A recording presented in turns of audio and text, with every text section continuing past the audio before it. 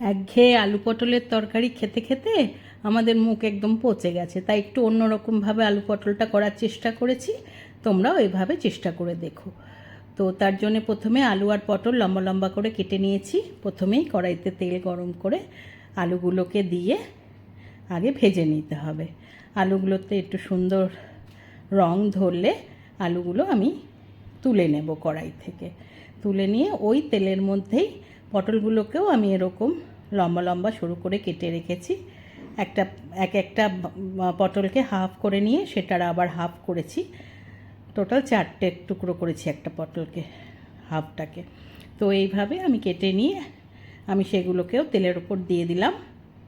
দিয়ে এগুলোকেও ভালো করে আমি ভেজে নেব। পটলগুলো একটু কিছুক্ষণ ধরে ভেজে নিয়ে পটলগুলোকেও আমি তুলে রাখলাম। ওই তেলের মধ্যেই আমি সাদা জিরে, তেজপাতা আর শুকনো লঙ্কা ফোড়ন দিলাম।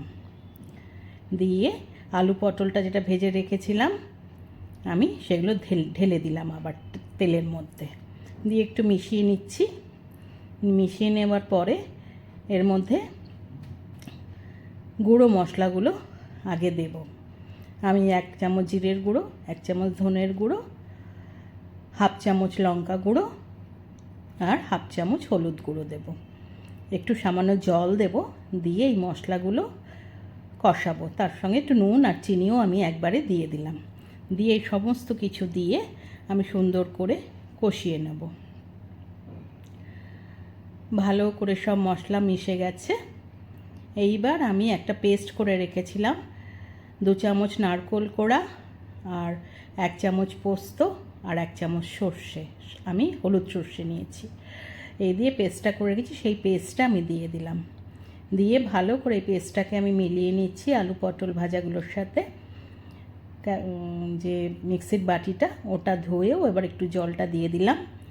দিয়ে আবার ভালো করে সব মিশিয়ে নিচ্ছি। ভালো করে সমস্ত কিছু মিশে গেলে আমি 4টে কাঁচা লঙ্কা উপর থেকে দিয়ে দিলাম। দিয়ে সেগুলোকেও মিশিয়ে নিয়ে এবার আমি ঢাকা দিয়ে 10 মিনিট গ্যাস সিম করে রান্না করব। 10 মিনিট পরে খুলেছি, জলও পুরোটা টেনে গেছে। দেখো সুন্দর রান্না হয়ে গেছে, আলু পটলগুলোও সেদ্ধ হয়ে গেছে। আমার রান্না কিন্তু একদম রেডি। এই রান্নাটা ভাত, রুটি, পরোটা, লুচি সব কিছুর সাথে খাওয়া যায়। তোমরা করে দেখো, খুব ভালো লাগে। আমি সার্ভিং প্লেটে সার্ভ করে দিয়েছি। আমার এই রান্নাটা যদি তোমাদের ভালো লেগে থাকে একটা লাইক করো, কমেন্ট করো, শেয়ার করো। যারা এখনও আমার চ্যানেলটাকে সাবস্ক্রাইব করোনি প্লিজ সাবস্ক্রাইব করে দিও আর পাশে থাকা বেল আইকনটা প্রেস করে দিও। আবার আগামী দিনে কোনো নতুন রান্না নিয়ে তোমাদের সঙ্গে সামনে আমি চলে আসব। আজকে তাহলে এইটুকুই থাক, আমি তাহলে চলি। টাটা। যারা যারা দেখলে তাদেরকে ধন্যবাদ। আসছি।